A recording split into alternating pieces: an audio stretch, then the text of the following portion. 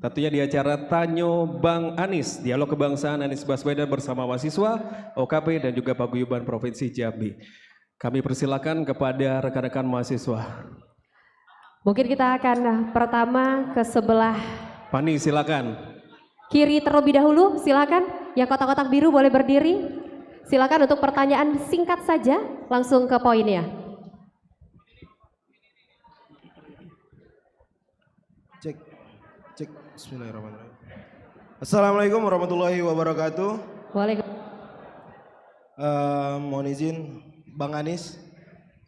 Saya Rizky Wahyu Ramadan dari Poltekkes Kemenkes Jambi, mahasiswa yang berada di bawah Kementerian Kesehatan langsung. Yang ingin saya tanyakan jelas ini perihal kesehatan. Yang pertama itu bagaimana strategi dan rencana Pak Anies perihal peningkatan kualitas pendidikan mahasiswa kesehatan, karena tentunya bahwasanya memang kesehatan adalah aspek yang seksi menurut saya, karena di seluruh aspek itu ada kesehatan. Yang kedua itu bagaimana serapan lapangan pekerjaan nanti untuk tenaga kesehatan dan tenaga medis, karena kami ini mahasiswa kesehatan yang akan langsung merasakan bagaimana regulasi-regulasi kesehatan yang sudah ada sekarang ini. Yang ketiga itu perihal kesejahteraan tenaga medis dan kesehatan. Perlu diketahui bahwasanya memang dari Satgas COVID-19 kemarin masih ada surat kaleng yang masih menuntut bahwasanya haknya itu belum diberikan kepada Satgas itu. Dan yang terakhir yang ingin saya tanyakan, kenapa hanya pendidikan dokter spesialis yang dirubah menjadi tenaga kesehatan? Kami punya tenaga kesehatan itu ada promosi kesehatan, ada kesehatan lingkungan, ada farmasi. Kenapa hanya terkesan bahwasanya hanya dokter yang menjadi tenaga kesehatan? Terima kasih. Oke, ini sepertinya Bang Rizky ini agak borong pertanyaannya ya. Nanti kita batasi satu orang hanya satu pertanyaan ya. Mungkin akan langsung ditanggapi oleh Bang Anies Baswedan. Kami persilahkan. Silakan Bang Anies, atau banyak. kita mau Ada 3 untuk pertanyaan. beberapa sesi. Ya. Oke, baik. Silakan untuk teman-teman rekan-rekan mahasiswa dan juga OKP. Mungkin kita boleh ke belakang terlebih dahulu, yang di sebelah belakang. Kami persilahkan. Langsung boleh. ke pertanyaannya. Untuk pertanyaan silakan, hanya 1 poin saja. Silakan sampaikan nama dan juga hanya 1 pertanyaan ya. 1 pertanyaan saja. Assalamualaikum, selamat siang Pak Anies. Maksud saya Bang Anies. Perkenalkan, Abang, saya Kurniananda. Ya, Kurniananda, ex-presiden mahasiswa Universitas Jambi serta mahasiswa pasca sarjana teknologi pendidikan. Saya ingin bertanya tentang satu hal yang jarang sekali dibahas dan muncul di setiap capres, yaitu tentang world security. Data-data masyarakat Indonesia ini tiap tahunnya dijual dan itu sangat menyebalkan. Dan membuat kita itu tidak ada lagi harganya di dalam dunia teknologi. Apa yang dapat Bapak lakukan nanti dalam menjaga data-data kita agar tetap aman, dan bagaimana membiasakan, mengenalkan dan juga menerapkan ke peserta didik tentang pentingnya teknologi dalam pendidikan. Teknologi yang saya sebut di sini bukan seperti kurikulum Merdeka, Bapak, yang hanya memerintahkan guru membuat sebatas PPT, tetapi teknologi yang lebih tinggi seperti AI dan juga world security. Terima kasih. Baik, boleh terima kita beri kasih. tepuk tangan. Terima kasih Kurniananda. Mungkin Bagaimana? kita akan buka untuk 1 penanya terakhir. Belakang belakang depan. Iya. Yang biru-biru yang rame banget tuh kayaknya. Iya Pak. Kita ke sebelah sini. Silakan yang jaket biru, Nevi.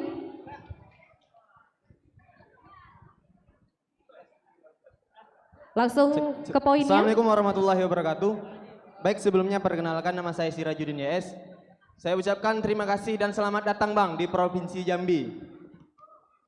Jadi gini Bang, Provinsi Jambi adalah memiliki salah satu sektor perekonomian yang mana yaitu industri pertambangan Bang. Salah satu industri ini pertambangan batu bara memainkan peran sentral perekonomian regional yang menghasilkan sumber daya energi penting bagi Indonesia. Dari segi ekonomi industri ini memberikan lapangan pekerjaan yang cukup besar untuk warga Provinsi Jambi Bang. Dan sumbangsi yang signifikan pada tingkat pendapatan daerah. Namun di balik kayanya sumber daya Indonesia Jambi, banyak sekali permasalahan yang mana sangat kompleksitas Bang. Di antaranya dampak lingkungan dan sosial yang harus dikelola dengan bijaksana. Tapi sangat disayangkan, sudah belasan tahun industri ini datang dan hadir di Provinsi Jambi, banyak dinamika yang belum terselesaikan sampai hari ini Bang. Maka dari itu saya ingin bertanya Bang, jika Abang terpilih nanti menjadi presiden, bagaimana pengelolaan tambang ini dan perizinannya untuk tambang yang sedang dikelola sekarang dan yang tambang yang akan meminta izin lagi Pak? Baik, terima kasih. Oke, dengan siapa tadi namanya? Sirajuddin Bang. Sirajuddin. Mungkin untuk Yudi, Sirajuddin, ada pandangan mungkin Ada pandangan, dari Anda Bang. sendiri, dari pribadi? Saya malah seperti saya katakan tadi, tentu mendengar masalah bagus, tapi kalau boleh ada pandangan tidak? Menurut mahasiswa bagaimana yang harus dikerjakan? Enggak, kasih aja kepada Bung Sirajuddin lagi mikrofonnya tadi. Kan beliau, Silakan. supaya gini maksud saya, kami ingin mendengar Bung. Anda kan lihat di sini masalahnya. Menurut Anda apa ya langkah yang perlu dikerjakan ya? Oke, jadi gini Bang, dunia pertambangan ini sangat merugikan menurut saya Bang. Yang pertama, sudah puluhan nyawa mahasiswa yang hilang akibat tambang batubara ini Bang. Dikarenakan transportasi yang terjadi saat ini di Provinsi Jambi sangat amburadul Bang. Dan yang kedua, tambang yang Transportasi. Oke. dan yang kedua Bang, tambang batubara ini ada kemungkinan yang belum mendapatkan izin Bang. Ilegal. Iya Bang. Baik, hanya itu. Terima kasih.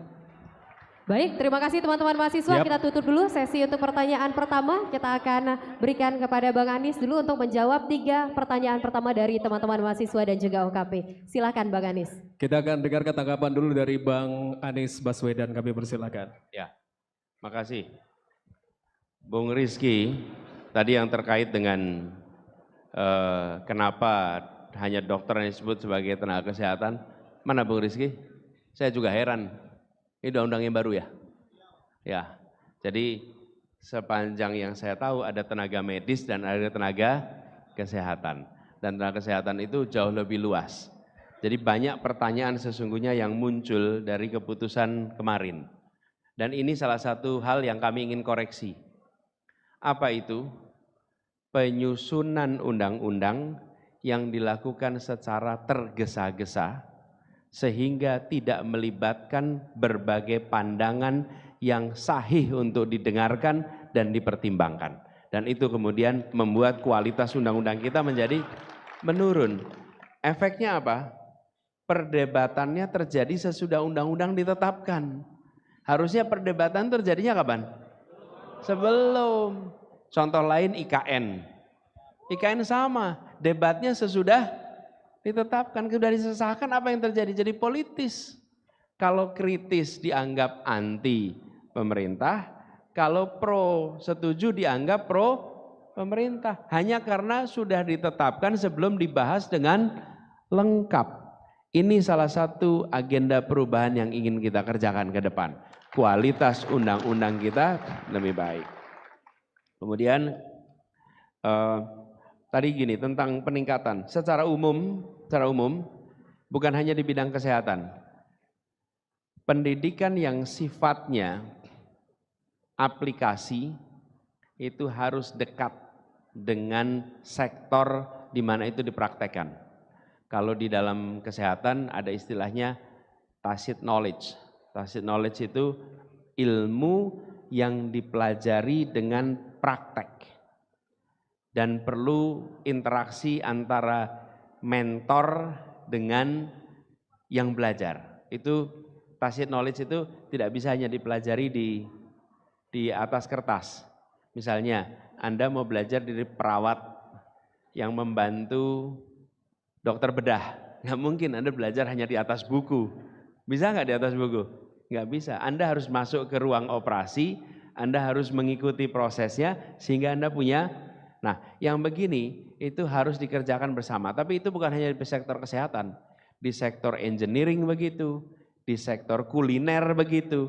Banyak sektor yang sifatnya pendidikan aplikatif itu harus bekerja bersama. Nah, ini harus diberikan insentif supaya dunia usaha yang berada di bidang itu mau membuka diri agar peserta didik bisa praktek di tempat mereka. Negara yang harus memberikan supaya mereka mau membuka diri. Karena kalau tidak, teman-teman akan kesulitan mendapatkannya.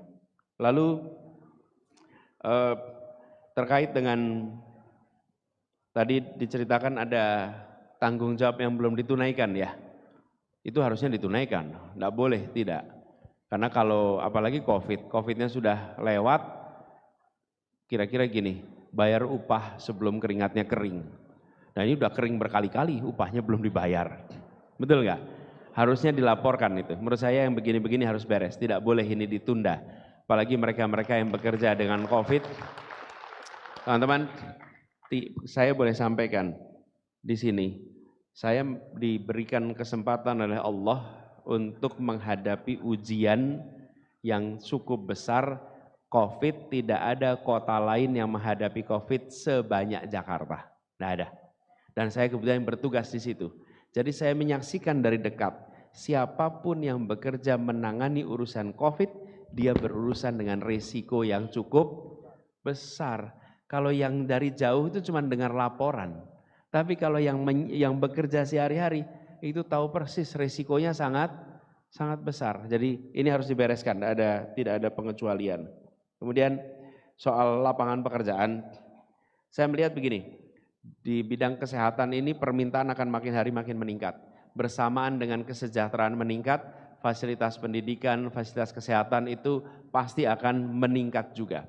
Sehingga kebutuhan tenaga kerja akan meningkat. Nah, yang diperlukan adalah data antara kebutuhan dan pendidikan serta lulusannya. Saya melihat ke depan disiapkan semacam pusat clearing house yang membutuhkan bisa melaporkan, yang lulus bisa mendapatkan informasi tentang lapangan pekerjaan di dunia kesehatan, gitu ya.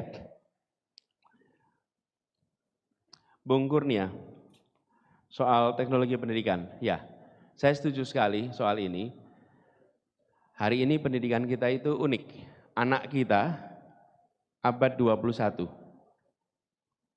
Gurunya abad 20.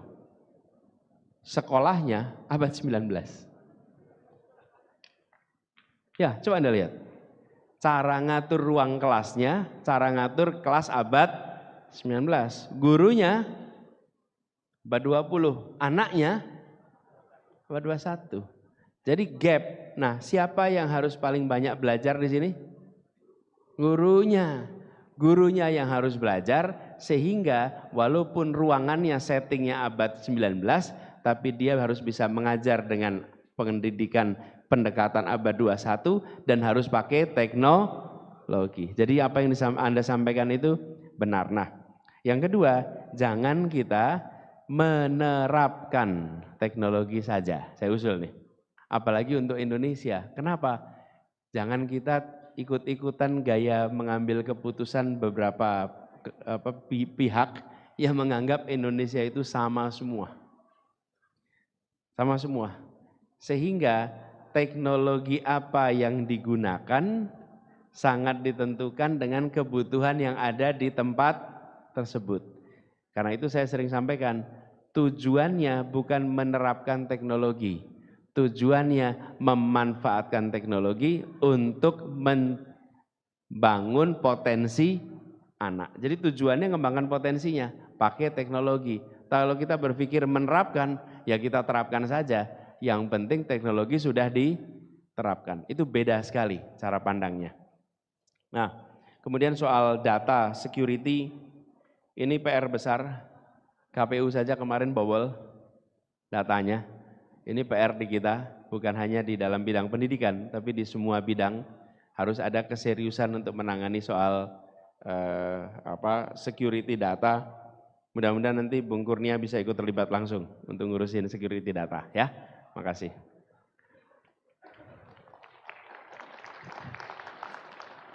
Nah, yang disampaikan tadi, namanya bukan Yudi, Anda tadi? Sirajudin. Terima kasih Bung Sirajudin. Jadi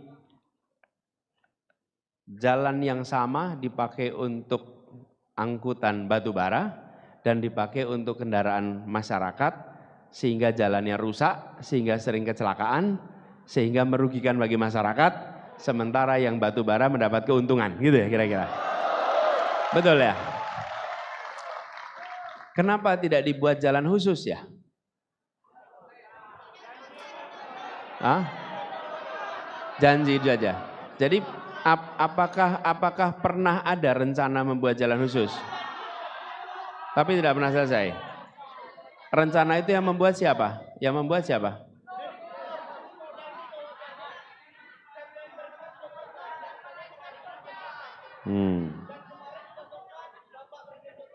Bentar. Kasih mikrofon coba. Jadi saya pengen dengar. Oke, izin. Assalamualaikum. Assalamualaikum warahmatullahi wabarakatuh. Sebelumnya Mas Anies, ini bukan... Oh Bang Anies, sebelumnya Bang Anies, ini bukanlah forum yang panas atau ini sebagai macamnya, tapi sepertinya izinkan saya sedikit memanasi forum pada siang hari ini. Hidup mahasiswa! Hidup rakyat Indonesia! Hidup rakyat Provinsi Jambi! Baik, sedikit Mas Anies. Jadi sudah disampaikan oleh Saudara Raju tadi terkait problematika batu bara per hari ini. Kami dari BEM-BEM yang ada di Provinsi Jambi, khususnya dari UIN Jambi, sudah beberapa kali melakukan aksi meminta komitmen dari Bapak Gubernur Jambi untuk melakukan yang namanya jalan khusus. Dan juga per hari ini banyak daripada waktu itu cawe-cawe dari Bapak Gubernur. Bahwasanya dia sudah menjanjikan dari tahun kemarin bahwasanya penyelesaian jalan batu bara tersebut. Tapi sampai hari ini tidak terselesaikan sama sekali. Itulah mangkraknya. Nah mungkin ya sedikitlah. Kalau boleh diberi ilustrasi, berapa panjang jalan yang dibutuhkan untuk itu? Oh itu jalannya kurang ini, tapi yang jelas titiknya itu dari Jalan Kotoboyo sampai ke arah Tempino. 400 km lebih. Jadi ya paling tidak ini kan kita kan sama-sama dari tadi ingin bertanya juga kan Bang Anies. Kami dari BEM Jambi sebenarnya kan ingin mengadu gagasan dan argumen dengan calon presiden. Cuman dari tadi belum ditunjuk oleh kakak-kakak MC. Tapi ya seandainya memang insya Allah Mas Anies terpilih kan, ya sekalianlah saya menambahkan. Bagaimana sih komitmen penyelesaian sengketa batu bara ini? Terima kasih. Makasih. Begini, sebenarnya kalau kita melihat di berbagai praktek banyak tempat, ketika logistik yang digunakan atau yang diangkut itu end to end. End to end itu artinya berangkat dari satu titik sampai ke titik lain dan tidak perlu berhenti di tengah. Sebenarnya yang paling efisien itu selalu rel kereta. Rel kereta. Kenapa? Karena dia tidak perlu berhenti di mana-mana. Lain kenapa pakai kendaraan mobil? Supaya namanya aja mobil, supaya mobile. Mobile artinya bisa bergerak kanan kiri. Tapi kalau barangnya dari ujung ke ujung selalu menggunakan pendekatan kereta, itu jauh lebih efisien. Investasi di awalnya mungkin mahal, tapi jangka panjangnya menjadi murah. Menurut saya itu salah satu opsi yang harus dieksplorasi ke depan. Ya. Dan sesungguhnya kalau kita lihat sejak era kolonial dulu ketika teman-teman lihat jalur kereta api itu selalu jalur logistik. untuk batu bara di Sawah Lunto, untuk di Pelaju BBM dan lain-lain. Nanti, tapi saya melihat begini, kalau itu pakai jalan, maintenance-nya mahal sekali. Karena truk-truk yang lewat tuh volume bebannya besar sekali. Besar sekali. Perawatannya akan mahal.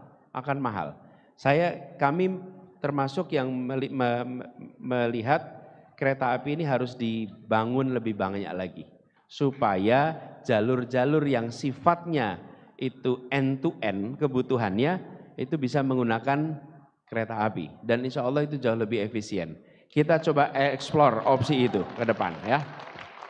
Teman-teman, saya termasuk yang ingin kalau membuat janji sudah bikin studi dulu. Saya tidak ingin membuat janji untuk tepuk tangan. Saya ingin membuat janji untuk bisa dilaksanakan. Itu berbeda sekali. Supaya bisa terlaksana. Jadi, tapi saya mendengar soal itu. Lalu yang kedua, soal tambang ilegal. Semua yang ilegal harus kena sanksi, harus kena hukuman dan tidak boleh dibiarkan. Kalau Anda melakukan sesuatu yang ilegal dan dibiarkan, maka itu menular. Dan yang paling rugi siapa kalau ada ilegal itu? Masyarakat dan negara yang paling rugi. Kan pendapatannya tidak masuk juga ke negara, bukan? Karena ilegal. Nah, praktek-praktek seperti ini yang harus dibersihkan. Dan kita hari ini menyaksikan negara kita banyak sekali korupsi di aspek penerimaan. Sementara perhatian di aspek penerimaan itu rendah.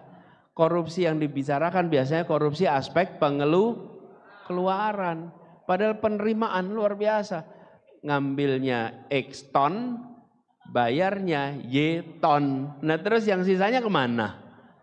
Karena itu kami melihat standarisasi, kemudian monitoring di dalam aspek pendapatan menjadi penting. Itu baru yang legal yang bisa diukur. Yang ilegal diukur pun tidak, uangnya hilang. Jadi kalau yang ini saya mau komit. Saya komit untuk bicara tentang pemberantasan ilegal. Oke, karena memang itu sudah kita rencanakan dan itu harus kita kerjakan ya. Oke, 3 ini. Terima kasih, silakan. Baik, terima kasih. Boleh kita beri tepuk tangan untuk Bapak Anies Baswedan. Dan mungkin teman-teman karena keterbatasan waktu kita akan langsung saja ke closing statement dari Bapak Anies Baswedan. Kami persilakan Bapak. Gini, Anda udah bicara, jangan. Gini dah, kasih 2 lagi, nanti saya pangkas closing saya, singkat aja. Oke baik, kita akan kasih untuk 2 penanya. 2 lagi atau langsung dipilih aja biar adil? Silakan, yang pertama. 1 lagi mungkin Bang Anies boleh pilih. Kira-kira?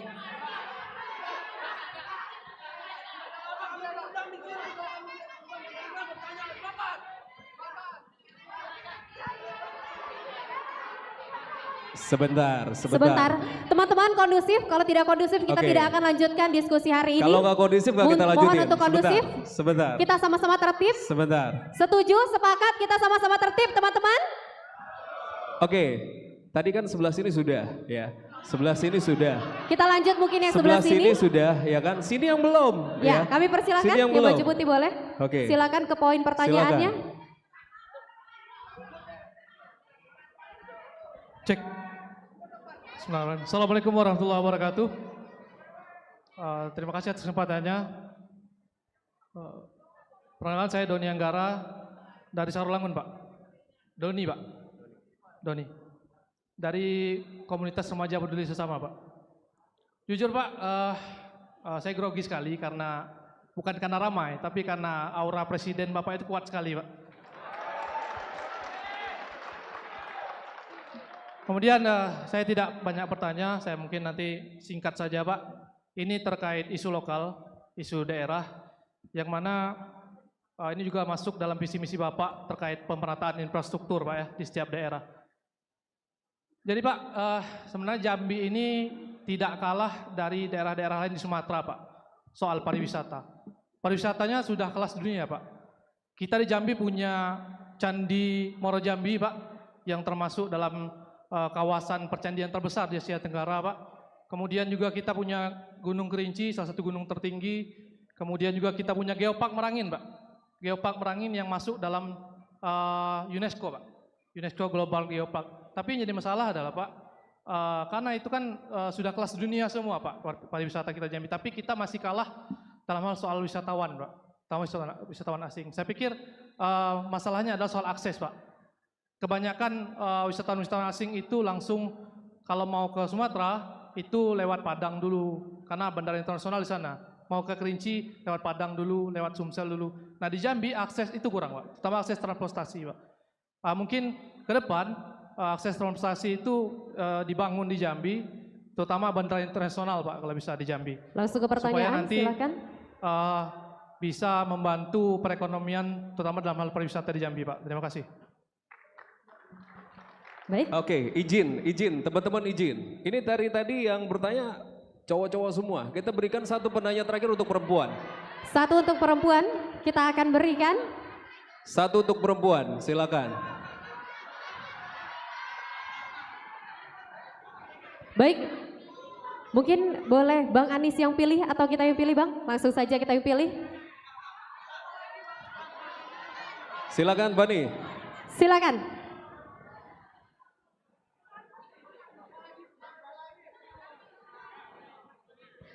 Satu pertanyaan Satu ya. pertanyaan, satu poin. Langsung. Oke, sebelumnya Assalamualaikum warahmatullahi wabarakatuh. Langsung saja perkenalkan, nama saya Dina Lorenza dari UIN STS Jambi. Jadi sebagaimana video yang telah saya lihat, Pak, di 2018 di situ perdialogan Bapak Anies dengan Mbak Najwa Shihab. Di situ Bapak mengatakan bahwasanya Bapak menjadi gubernur Jakarta itu karena promosian dari Bapak Prabowo. Dan di situ Mbak Najwa mengatakan bahwasanya selagi Bapak Prabowo mencalonkan diri, Mas Anies tidak akan maju. Dan Bapak menjawab, teman-teman kondusif, dan Bapak menjawab, Bapak tidak akan menjadi poros selagi Pak Prabowo menjadi presiden. Dan yang saya tanyakan, apa dari sekian banyaknya opsi, kenapa Bapak memilih menjadi presiden? Dan yang ingin saya katakan, kami generasi muda tidak butuh pemimpin yang berkuasa, apalagi yang pandai berjoget di sosial media, melainkan pemimpin yang mengatakan teori sesuai dengan praktek. Mungkin cukup sekian, terima kasih. Baik teman-teman, harap untuk kondusif kita dengarkan jawaban dari Bang Anis. Kondusif terlebih dahulu. Hidup mahasiswa! Hidup mahasiswa! Bang Anis silakan. Silakan Bang Anis.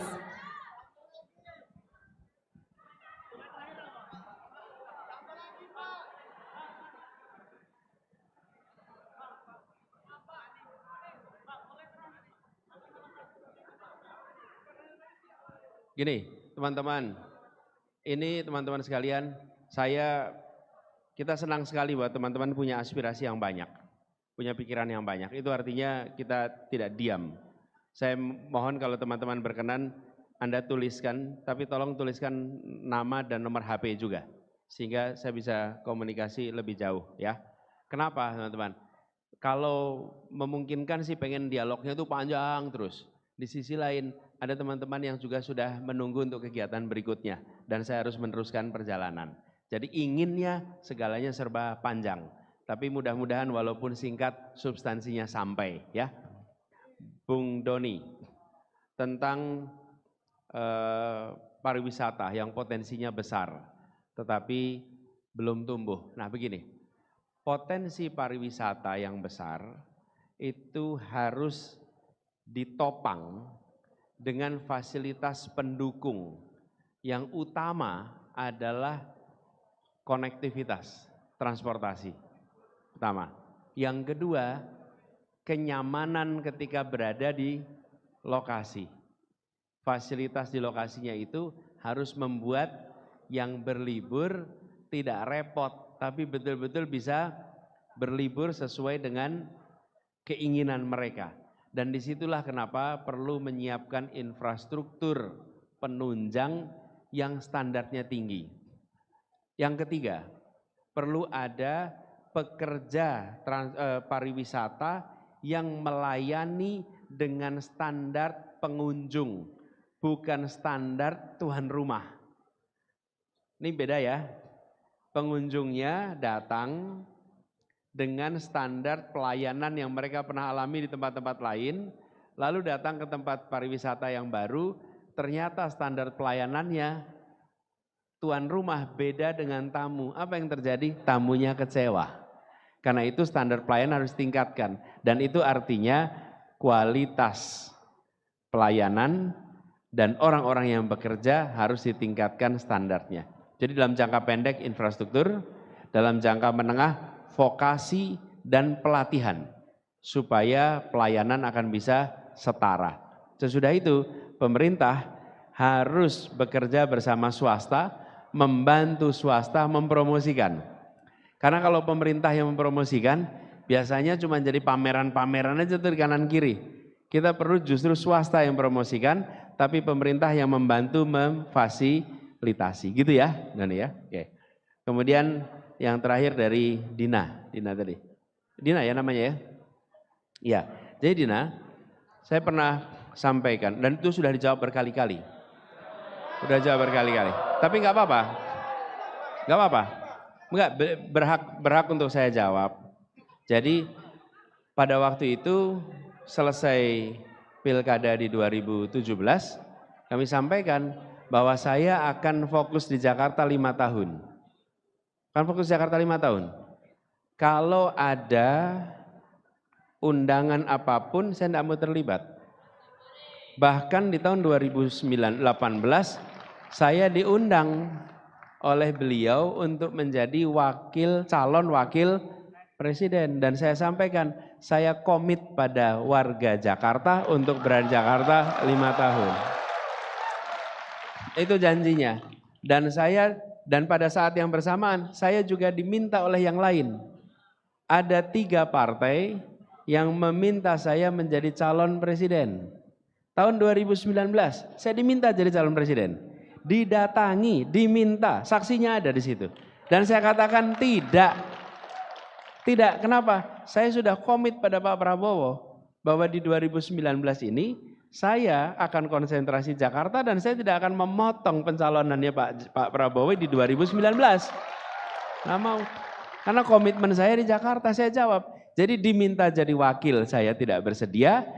Jadi calon wakil, diminta jadi capres juga tidak bersedia. Sampai saya tuntas di Jakarta. Ketika sesudah tuntas Jakarta, saya orang merdeka yang boleh mengambil keputusan apapun juga. Betul kan? Gitu. Lalu, ya, kenapa? Siap. Udah ngerasain beneran ya? Siap. Nah teman-teman, saya mendengar tadi menyebut soal konflik agraria. Betul ya? Ya. Bukan? Ini adalah, bukan, saya nggak mau mendengar pertanyaannya lagi karena waktunya terbatas. Tapi saya ingin sampaikan, ini adalah salah satu masalah yang banyak dirasakan oleh masyarakat, apalagi di daerah yang ada perkebunan. Betul kan? Nah, jadi di sini ada, di Sumatera Selatan ada, di banyak tempat itu banyak kejadian. Di Jakarta pun ada. Jadi konflik soal agraria ini bukan hanya di pedesaan, tapi juga di perkotaan. Kami menangani khusus yang perkotaan. Dan kita akan membuat tim untuk penanganan ini, prinsipnya satu. Kita harus menegakkan keadilan dalam soal ini. Keadilan. Saya pernah ditanya, saya lupa di Lampung atau di mana. Ditanya, Pak Anies apa berani melawan oligarki? Terus saya jawab, saya tidak pernah berencana melawan siapapun. Saya berencana melawan apa? Melawan ketidakadilan. Itu yang akan saya hadapi. Jadi bukan siapanya, tapi apanya. Karena kalau siapanya, repot kita. Nanti jadinya benci kita pada siapa. Betul tidak? Yang kita tidak sukai adalah ketidakadilan. Yang dilawan adalah ketidakadilan. Itu yang harus kita hadapi, itu yang kita berantas. Betul ya? Nah, jadi siapapun yang mempraktekkan ketidakadilan, kita hadapi sama-sama. Oke? Gitu kira-kira teman-teman. Jadi saya nanti akan mencatat. Tadi beberapa yang itu tolong dituliskan aja dulu. Ya, ya, termasuk tadi orang dalam itu. Oke? Karena itu merusak tatanan Republik ini. Bukan hanya dalam urusan swasta, teman-teman. Promosi pegawai negeri. Siapa menjadi kepala, siapa menjadi, betul tidak? Itu banyak sekali yang tidak pakai meritokrasi. Nanti lama-lama kuliah nilai juga pakai orang dalam, repot kita. Ya, PR kita banyak. Teman-teman sekalian, izinkan saya mengakhiri dengan menyampaikan pada semuanya teman-teman. Teman-teman, masalah di Republik ini banyak. Masalah di Republik ini banyak. Mungkin saya tidak bisa menyelesaikan semua masalah itu. Mungkin saya dan Gus Imin tidak bisa menyelesaikan semua masalah itu. Tapi yang pasti kami akan memulai dengan mengubah semua masalah menjadi jalan keluar. Kita ubah. Tidak akan didiamkan. Mungkin sebagian perlu waktu, tapi kami tidak akan diam dan tidak akan melanjutkan. Yang pasti kita akan lakukan itu. Lalu teman-teman sekalian, saya tidak minta Anda untuk mendukung saya. Saya tidak minta Anda untuk menyukai saya, tidak minta. Terserah, teman-teman silahkan pilih. Saya tidak minta, tapi yang saya akan minta cuma satu. Dua sebetulnya, satu. Saya minta Anda jangan menyia-nyiakan hak pilih Anda, itu nomor satu. Jangan disia-siakan.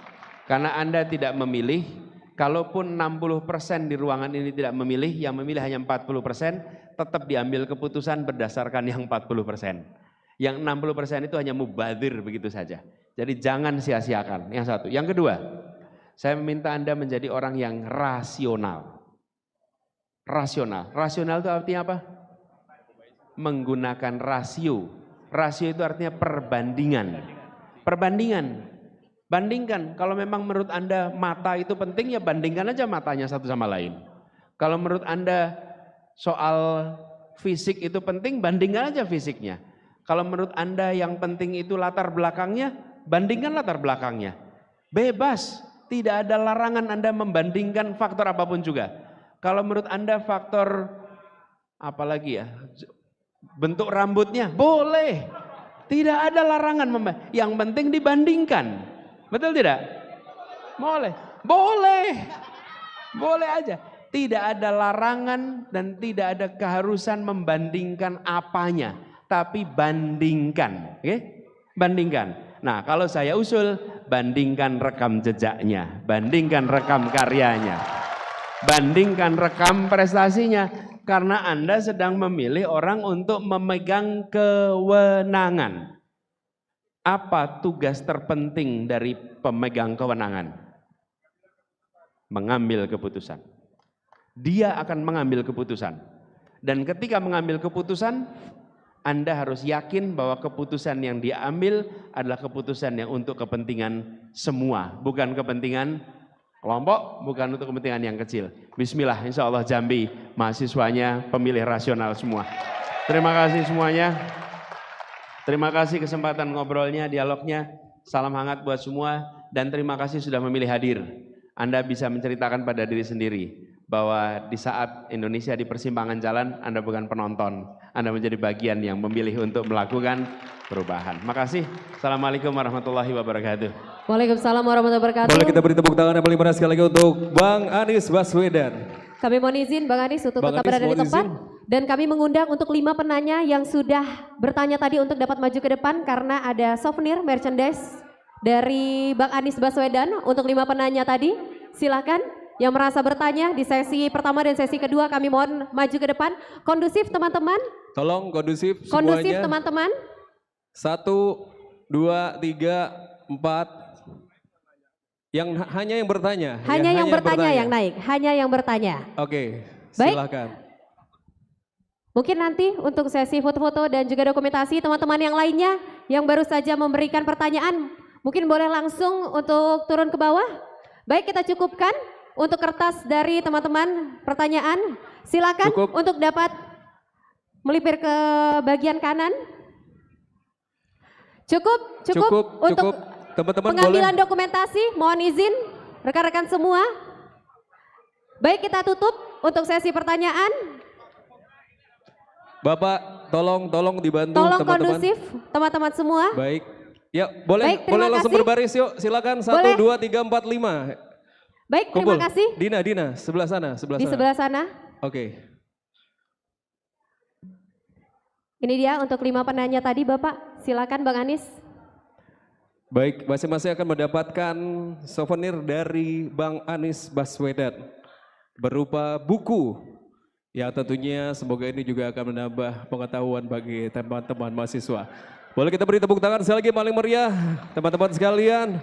Indonesia adil dan makmur untuk semua. Kita boleh berfoto, silakan teman-teman sekalian yang mungkin berada di belakang.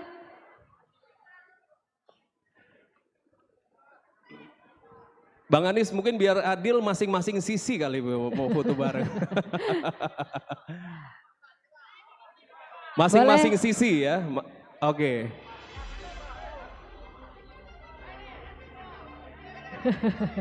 Boleh turun? Boleh turun? Ayo Yang boleh sudah turun. tadi Cukup. diberikan Ayo merchandise. silakan turun. Siap, yuk Fani kita Story. boleh turun.